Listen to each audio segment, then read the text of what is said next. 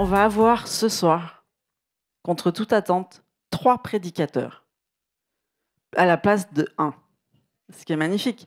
Et ce sera 3 fois 7 minutes. Donc Julien Duby va mettre un timer, parce qu'en fait, on coach nos futurs prédicateurs pour voir s'ils arrivent à tenir les 7 minutes. Si en 7 minutes, ils révolutionnent votre vie, renouvellent votre intelligence, libèrent les captifs, guérit les malades, tout ça en 7 minutes. Et on va voir comment ils le font, mais ils vont le faire très bien. Donc, je vais accueillir pour commencer Sacha. Sacha. Alors, sois le bienvenu, Sacha.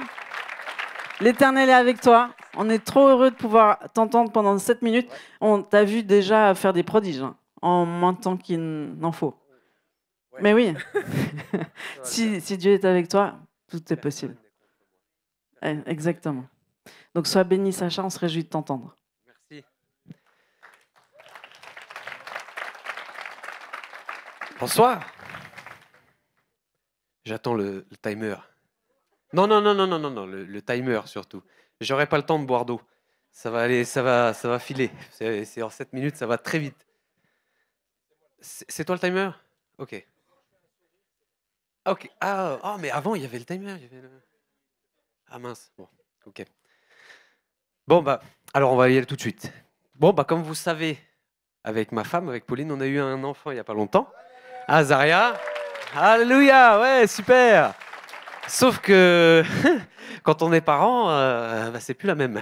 Parce que oui, avant d'être parent, tu te dis bon voilà, je suis patient, je suis maître de moi, je suis ceci, je suis cela. En gros, ouais, t'es un peu plein d'orgueil. Et en fait, quand il arrive, tu retombes tout de suite sur terre, paf, miroir dans ta tronche. Et c'est ce qui s'est passé avec moi, avec ma femme aussi, je pense, hein, quand même. Donc, je me suis dit, mais qu'est-ce qui se passe? Pourquoi je suis en colère? Pourquoi je suis plus maître de moi comme j'étais avant? Pourquoi je suis impatient? Pourquoi ceci? Pourquoi cela? Donc évidemment, qu'est-ce qu'on fait quand c'est comme ça? On demande à Dieu. Qu'est-ce qui s'est passé? Pourquoi, Seigneur? Qu'est-ce qui se passe? Et en fait, il me dit que ces choses-là, évidemment, elles étaient toujours en moi. Qu'elles avaient toujours été là. Mais qu'il fallait qu'une épreuve arrive, que ma foi, que mon fruit de l'esprit soit éprouvé pour qu'il soit mis à la lumière. Et c'est un peu, en fait, moi je suis soudeur. Pour ceux qui ne le savent pas, j'étais plombier avant, hein, mais je me suis reconverti. Je suis soudeur, j'ai une formation et tout. Et en fait, un métal, quand on vous le présente devant vous, moi, je fais l'acier l'inox, vous ne pouvez pas savoir s'il est pur ou pas pur avant de voir le bain de fusion. C'est uniquement dans le bain de fusion que vous allez voir les impuretés remonter à la surface. Avant ça, vous ne pouvez pas distinguer s'il est pur ou impur. Et donc, c'est ce qui s'est passé. Tout est remonté à la surface. Mais j'ai dit, mais c'est pas possible. Ça remonte, mais à un moment donné, ça va bien s'arrêter, quand même. Et en fait, non. Ça continue encore de remonter à la surface. Et un jour, je lisais une citation d'une personne, ok, super, qui s'appelle, c'est un chrétien évidemment, hein, quand même, on ne va pas citer autre chose qu'un chrétien, et il s'appelle Russell B. Johnson, et il a dit que quand ce qui était ta joie devient ton job, alors que c'est que tu es à 2 doigts d'être trompé. Et en fait, c'était ça aussi. Quand ce qui était ta joie devient ton job, c'est que tu as 2 doigts d'être trompé. En anglais, c'est un peu plus, pour ceux qui comprennent l'anglais, c'est un peu plus explicite. Mais en gros, ça veut dire que c'est chaud pour toi. Quand ce qui était ta joie devient ton job. Tu es à 2 doigts d'être déçu. En anglais, c'est deception. Donc, c'est vraiment la tromperie, la déception. Tu es vraiment dans le flou. Et donc, ça m'a fait un petit peu cogiter cette phrase. Ça a été une amorce dans ma vie. Et je me suis rendu compte qu'en fait, j'étais plus vraiment forcément un père, on va dire, dans le cœur, mais qu'en fait, c'était plus, ça devenait un job. Et c'est aussi pour ça que ces choses-là le ressortaient. Yes. Donc, mais pourquoi je ne suis pas encore guéri, Seigneur? Mais guéris-moi, qu'est-ce qui se passe? Et en fait, là, un jour, je lis la Bible, hein, oui, quand même, il faut la lire. Je vous conseille de la lire. Et dans Jacques 4,8, c'est dit « Approchez-vous de Dieu et il s'approchera de vous. Nettoyez vos mains, pécheurs, et purifiez votre cœur, vous qui avez le cœur partagé. » Et en anglais, c'est encore plus explicite. Enfin, je n'ai pas été jusqu'à l'hébreu quand même. Et ça dit « double-minded », donc c'est vraiment double esprit. Vous qui avez un esprit double, qui est comme fractionné en fait. Et donc, je me suis rendu compte que j'étais fractionné, quelque part, pour réagir comme ça. Que j'étais pas un avec Dieu à ce moment-là. Parce que Dieu, c'est pas ce qu'il voulait pour moi. C'était pas mon identité. Et donc, tout s'est pas fait tout de suite, évidemment. Et je pense que je suis encore en progrès, on va dire, dans le processus. Mais il y a une histoire qui m'a marqué aussi, c'est l'histoire de Balaam et de Balak. Et je ne sais pas si vous la connaissez, ils viennent, Balak vient pour demander à Balaam de maudire Israël. Et en fait, le prophète va et il dit oui, je vais consulter l'Éternel pour voir ce qu'il dit. Il savait très bien ce que Dieu disait de ça. Il ne voulait pas que maudire Israël. D'ailleurs, il lui a dit, tu ne maudiras pas Israël. Ils sont revenus une deuxième fois avec plus d'argent, plus de ci, plus de ça. Et il a dit, attendez, je vais quand même retourner voir si Dieu a changé d'avis. Dieu n'avait pas changé d'avis, mais Dieu lui a répondu selon son cœur, selon les idoles qu'il avait devant son cœur. Parce qu'il lui a dit, va, mais tu diras par contre que ce que je t'ai dit, ce que je te dis de dire. Et en fait, c'était pour ça aussi que j'étais pas guéri. C'est parce que j'avais une idole au fond de mon cœur. Et que c'est pour ça qu'elle voulait que mon cœur ne pouvait pas être totalement guéri. Parce que je n'avais pas vraiment envie, en fait, d'être guéri. Tant que cette idole-là, elle n'était pas remontée à la surface aussi. Et c'est là que j'ai découvert qu'en fait, cette idole-là, c'était moi, évidemment. Moi, mes désirs égoïstes, moi, en fait, tout simplement. Et que j'étais pas mort à moi-même pour être un père à ce moment-là. Donc là, je me suis repenti, ainsi de suite. Et j'ai demandé à Dieu, évidemment, de m'aider à purifier mon cœur et arrêter de faire la victime. Ah, purifie mon cœur, Seigneur. Non. Mais à ce moment-là, j'ai fait un step. Et je me suis dit, OK, alors je vais commencer moi à faire des efforts et lui, il va pourvoir. Et c'est ce qui s'est passé, évidemment. Donc, qu'est-ce qui se passe quand on garde son cœur? Parce qu'à ce moment-là, c'est ce que j'ai commencé à faire, à garder mon cœur. Sandra vous le dit assez. La vie coule. Et c'est ce qui s'est passé. La vie a commencé à recouler dans notre couple, parce que c'était quand même assez catastrophique. La vie a recommencé à couler, la fluidité, ça a commencé à être fluide, et ainsi de suite. J'ai pas le temps d'aller dans tous les détails, parce qu'il reste 1 minute. Et donc, moi, mon point là-dedans, évidemment, je ne peux pas rester là. Je sais qu'il y a certains d'entre vous qui sont peut-être dans la même situation que moi. Et j'aimerais, si c'est possible, juste là où vous êtes, si vous vous reconnaissez dans ce que j'ai vécu, ce qu'on a vécu avec ma femme, d'où vous êtes, juste fermez les yeux et demandez à Dieu de vous révéler c'est quoi votre idole, c'est quoi l'idole qui est dans votre cœur et qui vous empêche de purifier votre cœur, qui fait barrage à la purification de votre cœur. Juste demandez-lui ça. Et si il y a quelque chose qui vient, normalement il y a quelque chose, moi je vous invite juste à vous lever et à prendre position face à cette idole. À vous lever juste de votre chaise pour ceux qui sont là, qui ont reçu. Et à prendre position contre cette idole et à juste prendre un acte pour demain. Réfléchir à quel acte qui peut être fait pour demain pour démonter cette idole dans votre vie. Parce que c'est pareil avec Gédéon.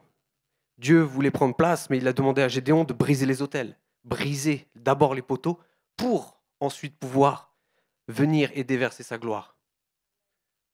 Je vous laisse avec ceci. Bonne soirée, messieurs, dames. Ok, on ne va pas juste s'arrêter là. En fait, il vous a fait une invitation à réagir à cette invitation-là. C'est-à-dire que c'est un acte d'humilité. Si vous reconnaissez qu'il y a quelque chose que Dieu vous a montré, une idole par exemple, quelque chose qu'il faut chasser de vos vies, je vous invite à vous lever. C'est pas pour être vu, c'est pas pour être mis en... Mais j'aimerais qu'alors que vous vous levez, toi tu puisses prier comme tu le ferais pour toi-même. Pas long, mais quand même prendre autorité et puis comme tu l'aurais fait pour toi. Ça marche? Ok. Je vais attendre encore un petit peu pour ceux qui...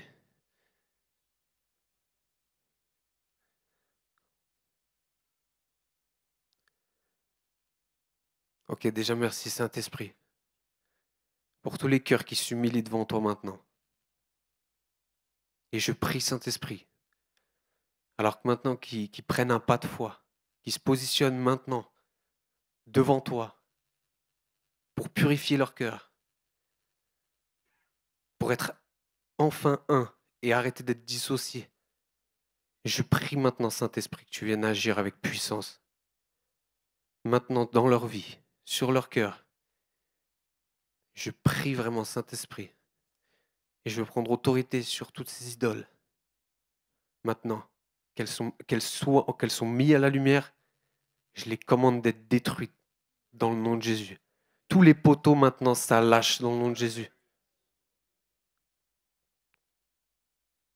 Et je prie maintenant que ton amour, il descend dans leur cœur et il commence à guérir ces endroits justement où ils avaient besoin de toi dans leur cœur. Et que toi, tu puisses venir combler ces endroits où ils ont élevé des poteaux, où ils ont élevé des autels étrangers. Maintenant, dans le nom de Jésus. Amen.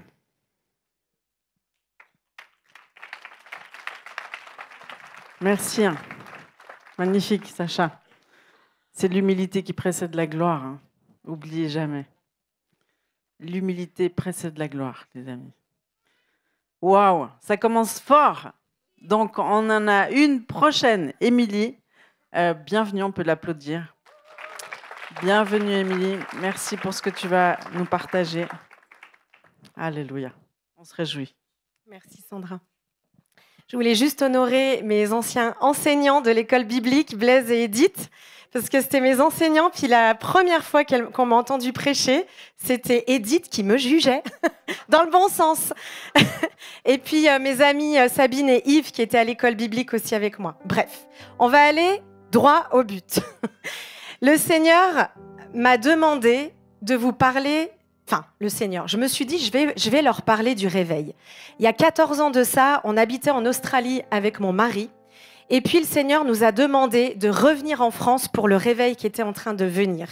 14 ans sont passés et je crois qu'on est dans des temps, dans ce temps-là particulièrement, où le réveil de Dieu a déjà pris place. Et les prophètes s'accordent à dire que le réveil de Dieu, ça va être un réveil des profondeurs, des cœurs. Mais ce soir, le Seigneur, il m'a dit, je veux pas que tu leur parles de tous les réveils, mais je veux que tu les réveilles ce soir. Et mon cœur, mon désir, en tout cas l'appel qu'il y a sur ma vie, c'est de réveiller l'épouse de Dieu, son épouse. Et vous savez, c'est quoi ? De vous réveiller, c'est de vous réveiller sur ce qui est en train de venir. Ce qui est en train de venir, vous savez que l'ennemi, il a son agenda. Puis Dieu, il a son agenda. L'agenda de l'ennemi, il est déjà en marche, il a déjà acté et écrit beaucoup de choses. L'éducation sexuelle à l'école, le transgenre, LGBT, l'avortement, et j'en passe, le yoga dans les écoles. Il y a beaucoup de choses que l'ennemi a mis en place pour venir détruire cette génération. Et puis, il y a l'agenda de Dieu. L'agenda de Dieu, il est extraordinaire. Parce que son agenda, ça se passe avec nous, avec l'Église. Puis au milieu de tout ça, l'agenda de l'ennemi, l'agenda de Dieu, il y a son épouse, il y a l'Église. Et dans cette Église, il ne s'agit pas que d'adultes, les amis. Il s'agit de toutes les générations. Et ce soir, mon désir, mon cœur, c'est de réveiller particulièrement les parents ce soir. Qui c'est qui est parent ? Il y en a pas mal. C'est un défi d'être parent, n'est-ce pas ? C'est pas facile. Moi, j'ai 5 enfants et je peux vous assurer que c'est assez compliqué depuis que les 2 sont rentrés dans l'âge de l'adolescence. Et vous savez quoi ? Ça fait quelques temps que le Seigneur il m'a dit « Émilie, arrête de vouloir contrôler ce qui se passe. Arrête de vouloir les contrôler avec les écrans, avec tout ça.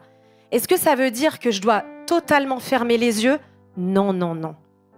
Mais il m'a dit « Émilie, je veux que tu commences à réclamer cette jeunesse, cette nouvelle génération, tes enfants, à genoux dans la prière. lâche prise. Oui, ils sont au milieu des écrans. Oui, la mentalité de ce monde est infusée même dans l'Église, vous êtes d'accord? On veut guérir nos cœurs, on veut renouveler notre intelligence, on brise toutes les malédictions générationnelles, on fait tout ce job. Mais ça n'empêche pas que la mentalité de ce monde est diffusée quoi qu'il en soit. On est d'accord? Est-ce que Dieu nous demande de nous isoler, d'éteindre nos télés, de tout éteindre et puis de vivre d'une façon isolée? Non, non, non. Dieu, il ne nous demande pas du tout ça. Dieu, il nous demande de surfer sur cette vague des écrans, Instagram, Snapchat et tout ce qui s'y passe. Il y a quelques temps, le Seigneur il m'a dit « Émilie, je veux que tu te mettes sur TikTok. » J'étais là « Non, mais TikTok, c'est le pire truc. » Puis il me dit « Ouais, mais c'est là qu'il y a mes jeunes. » Et ce que je veux vous dire aux mamans, moi je suis une maman, je parle au papa, je parle aux parents, mais j'aimerais juste vous dire une seule chose, que c'est pas au travers de ta frustration que tu vas gagner des victoires. C'est pas en regardant aux échecs dans la vie de tes enfants que tu vas gagner des victoires. Mais si tu commences à regarder avec le regard de Dieu ce qu'il y a, l'appel qu'il y a sur tes enfants, eh bien là, ça va faire toute la différence. Si tu le regardes avec le regard de Dieu, au lieu de t'arrêter à ces échecs, au lieu de t'arrêter à te disputer, à te fighter, arrête les écrans, fais ci, fais ça. Non, non, non, non. Regarde à ce qu'il a déposé sur son cœur et dans sa vie. Et commence à intercéder et à prier à partir de ce lieu-là. Là, à la droite du Père où il y a Jésus, qui est le meilleur des intercesseurs. Tu te places à côté de Jésus, tu te mets à genoux dans ta chambre et tu réclames cette génération. Il y a des gens, ils me disent, c'est quoi ton appel? C'est quoi mon appel? Vous savez, c'est quoi votre appel? C'est de prier. On est tous responsables. Et je veux juste dire une chose. Dans le réveil qui est en train de venir, c'est la guérison du cœur. Ésaïe 61, la première chose que Jésus y dit, je suis venu pour guérir ceux qui ont le cœur brisé. Et j'aimerais juste vous expliquer que si toi, en tant que parent, en tant que maman, ton cœur est brisé, ça va être compliqué de te mettre à genoux et de réclamer tes enfants. Donc ça passe d'abord par ton cœur. Parce que si tu es piégé dans les mêmes choses que ton enfant, ça va être compliqué.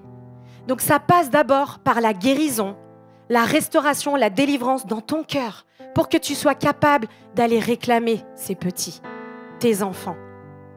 Et le plus grand réveil qui arrive, c'est ta chambre d'intimité, dans le lieu secret où tu pries et tu les réclames. Tu réclames cette jeunesse. Et vous savez quoi? Il faut arrêter de se dire « Ah, mais les écrans, ils vont être complètement perdus. » C'est la génération Z. Ils sont nés comme ça.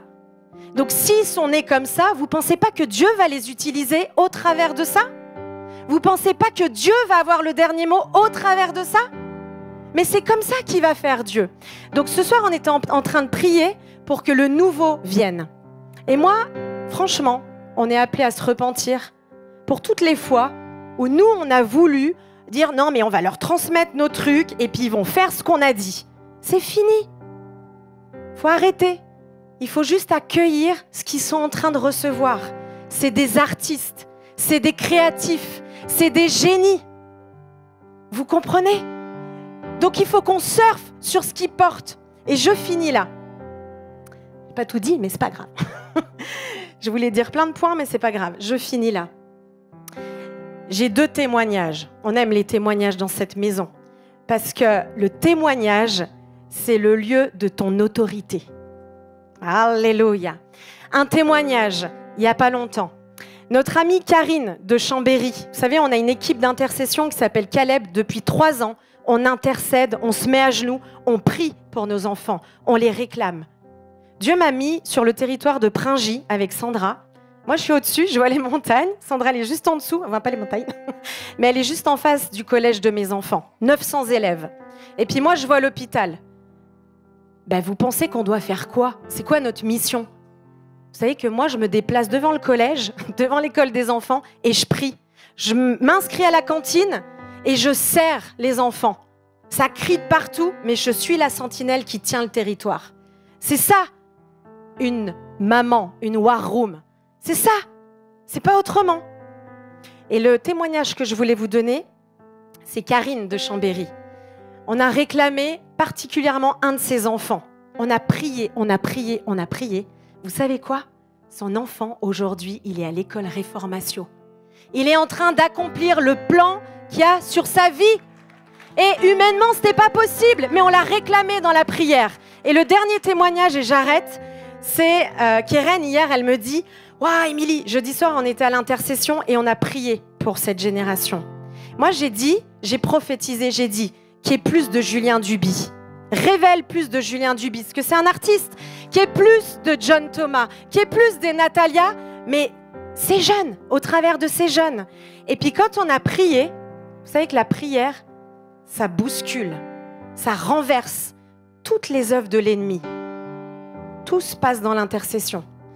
Et elle vient me voir, Keren, elle me dit « Waouh, Émilie et tout, depuis qu'on a prié jeudi, il y a une jeune, elle est venue me dire qu'elle a une révélation et elle a jeté tous ses croque-tops. » Mais c'est pas les croque-tops, l'idée, c'est pas de s'arrêter aux vêtements.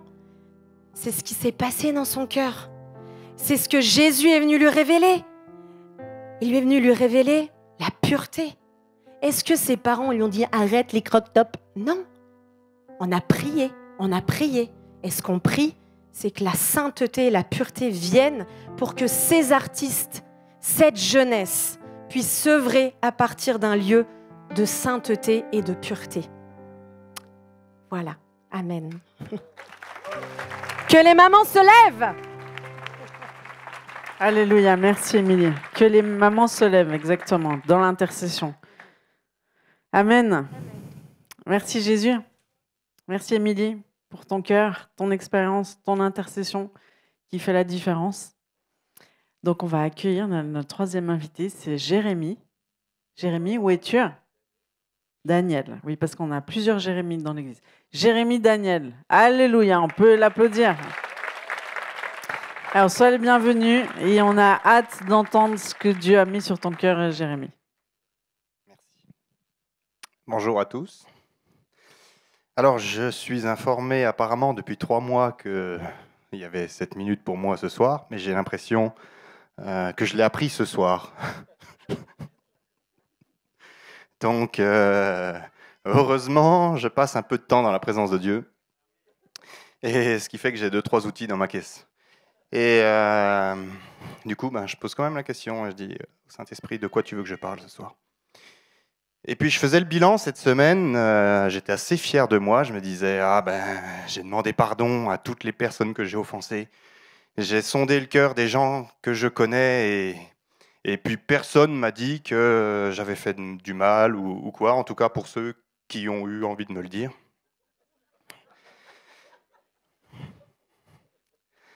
Et puis, cette semaine, je travaille, je suis charpentier, je suis à mon compte. Et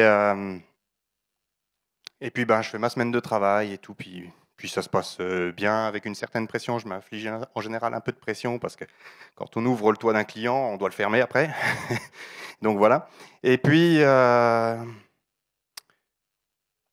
après-midi, j'avais rendez-vous avec l'un de mes clients. Et puis je vais le voir, et puis j'étais vraiment fatigué de ma semaine, et puis il y avait eu, je sentais que ça commençait à... bizarrement, ça fightait, je me demandais pourquoi et tout. Et puis dans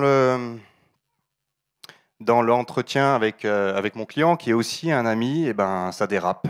Et puis ça commence à aller en escalade, et puis... on discute et puis je vois qu'on ne se comprend pas du tout en fait. Je dis quelque chose, il me répond autre chose, je lui dis quelque chose, il comprend l'inverse. Puis je m'aperçois qu'on est en fait l'un contre l'autre et puis je vois que ça monte et puis à un moment donné je coupe court et puis je m'en vais. Et puis j'ai passé une très mauvaise soirée, j'ai passé une très mauvaise nuit. Bon, du coup je viens d'apprendre pourquoi il y a quelques minutes. Puisque je parle ce soir. Puis le Seigneur, il me dit, mais tu vas commencer par ça. Et mon ami, je te demande pardon. Je te demande pardon encore. Je l'ai fait en partant hier, Et je le refais encore, je te demande pardon. Parce que, qu'importe le sujet, qu'importe la fatigue, qu'importe la circonstance, eh bien, oui, je dois rester maître de mon cœur.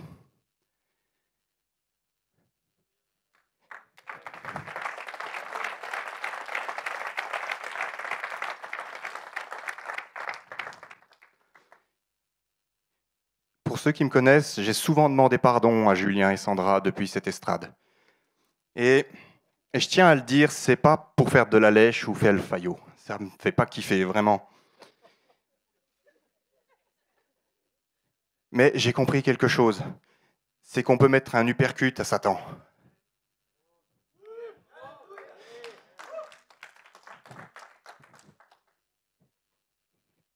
Il y a 1 an, j'ai laissé une goutte de poison de ce type dans une de mes relations. Je ne l'ai pas fait tout de suite de demander pardon. Et ça a commencé. Le poison, on n'en a pas besoin de beaucoup. Il suffit d'un tout petit peu, une pointe d'aiguille.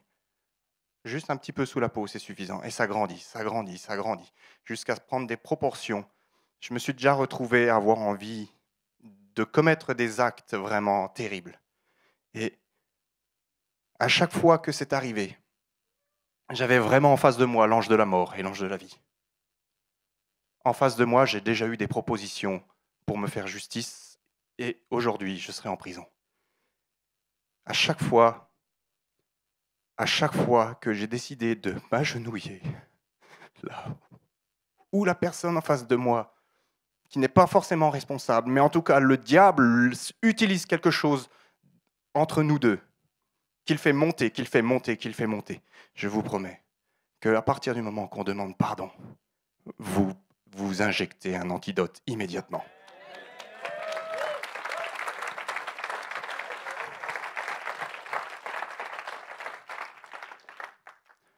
On maîtrise ce qu'on maîtrise et moi j'ai plus beaucoup de temps, je veux vous dire ça. Quand les circonstances, elles sont comme ça, eh bien n'attendez pas de savoir. Qui a raison, on s'en fiche. Moi ce que je veux, c'est que le diable ne puisse pas se servir de moi pour détruire. Et je veux m'adresser aux gars ce soir. Vous avez les nanas, je suis désolé, mais bon, vous avez quand même Sandra, Émilie, puis toute l'équipe. Donc, vous avez Michael, Aurélie. Moi, je veux m'adresser aux gars, les gars. Ce matin, je passais du temps et j'avais mon cœur qui était tout endolori. Et puis, je vous rappelle, je ne savais pas que j'allais prêcher ce soir. J'étais là avec mon cœur qui me faisait mal. Et puis, je passais du temps dans la présence de Dieu, bien tant que mal, avec tout ce qui était là. Mais moi, je voudrais vous demander, les gars, si vous êtes d'accord, levez-vous. Levez-vous. Levez-vous. Ce matin, je passais du temps avec Dieu. Et il me disait, les gars, vous êtes des héros. Vous êtes des héros. Dieu vous a choisis pour être les défenseurs de cette terre. Vous n'êtes pas des défenseurs. Vous ne vous battez pas contre la chair et le sang, mais pour faire des actes comme je viens de témoigner. Vous êtes les défenseurs de vos familles. Vous êtes les défenseurs de ceux qui sont dehors. Vous êtes les défenseurs. Vous n'avez pas besoin de mettre des coups de poing. Vous n'avez pas besoin de vous forcer. Vous travaillez depuis l'invisible. Vous pouvez commencer comme ça. Et après, Dieu fait grandir ces choses-là. Mais vous êtes des héros. Et Dieu il me disait ce matin, regarde d'où tu es parti. Regarde d'où tu viens. Regarde tout ce que tu as surmonté, tout ce que tu as affronté. Regarde, tu peux. Dieu, il vous dit, les gars, je suis fier de toi. Parce que tu es là et tu es debout. Tu es là et tu es debout. Je suis fier de toi. Je suis fier de toi. Je suis fier de toi. Je suis fier de toi. Tu es mon héros. Tu es mon héros. Tu es mon Gédéon, tu es mon Barak. Tu es mon héros. Soyez fiers de vous, les gars. Soyez fiers de vous. Les papas, tout particulièrement. Les célibataires aussi. Mais les papas, soyez fiers de vous. Soyez fiers de vous. Soyez fiers de vous. Vous ne vous rendez pas toujours compte à quel point vous êtes un bouclier pour vos familles. Vous ne vous rendez pas compte à quel point vous protégez vos femmes et vos enfants. Vous ne vous rendez pas compte à quel point vous portez parfois. Soyez fiers d'être là. Soyez fiers d'être debout.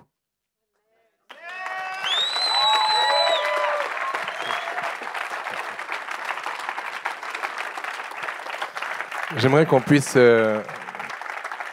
Il y a un enjeu, et il en est, pas le représentant, mais on est dans cette église, on est une petite église dans une petite ville, et il y a un certain nombre d'artisans ici qui sont notamment appelés à travailler ensemble.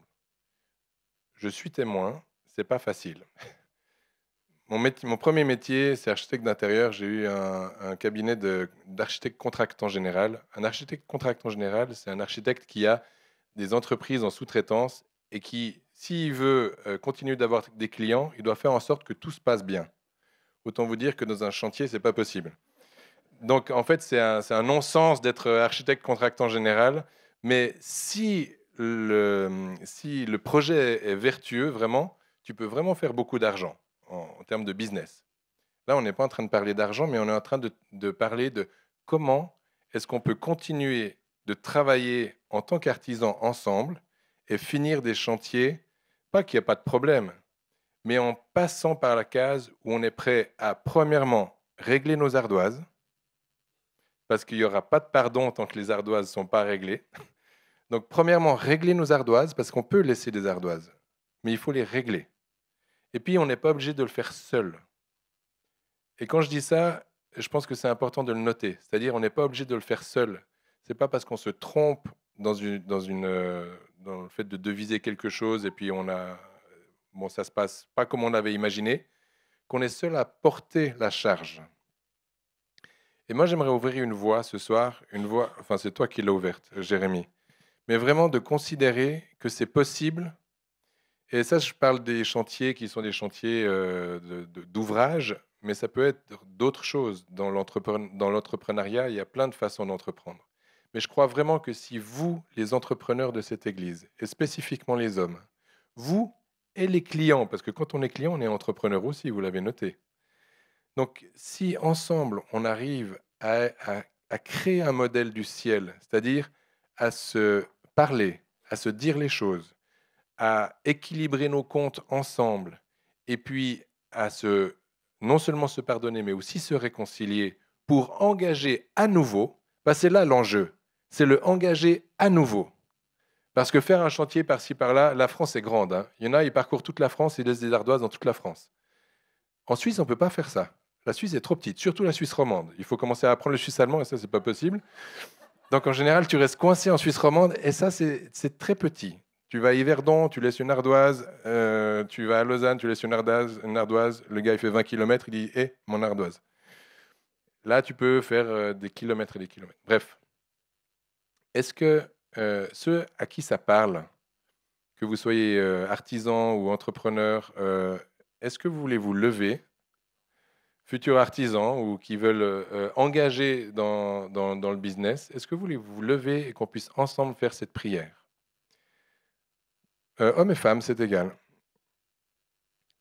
Seigneur Jésus, je veux te mettre mon entreprise entre tes mains. Et je veux déclarer, Seigneur, que mon entreprise n'est pas quelque chose qui est séparé de moi, qui est séparé du projet que tu as pour ma vie. Et je veux te la remettre, Seigneur. Je veux te remettre les actifs et les passifs. Je veux te remettre mon carnet clientèle. Je veux te remettre, Seigneur, aussi ma maîtrise, c'est-à-dire que tu puisses encore m'enseigner, encore me montrer des voies que je ne connaissais pas. Que tu puisses, Seigneur, élargir ma tente, faire en sorte que ce que je faisais seul et dans l'ombre, tu commences à mettre de la lumière et que tu apportes des hommes et des femmes à mes côtés, des aides, que je puisse commencer à considérer que ma femme est mon aide, qu'elle peut rentrer dans mon entreprise, pas forcément comme actionnaire, mais que je peux écouter son conseil. Merci Seigneur que si je ne suis pas marié encore comme Jérémy, que je puisse avoir un frère d'armes, que je puisse avoir quelqu'un que tu mets à mes côtés. Et Seigneur, que nos entreprises ne soient pas des choses segmentées, séparées de nos vies, mais qu'elles fassent partie intégrante de qui je suis. Parce que tu m'as appelé, Seigneur, à pouvoir faire des ouvrages extraordinaires, à être rempli de l'Esprit Saint pour gérer et administrer mon entreprise. Merci, Père, parce que tu es intéressé à ce que je fais et tu es intéressé à comment je le fais. Et aujourd'hui, je veux m'engager, et vous pouvez le dire si vous le ressentez dans votre cœur et vous croyez que c'est juste.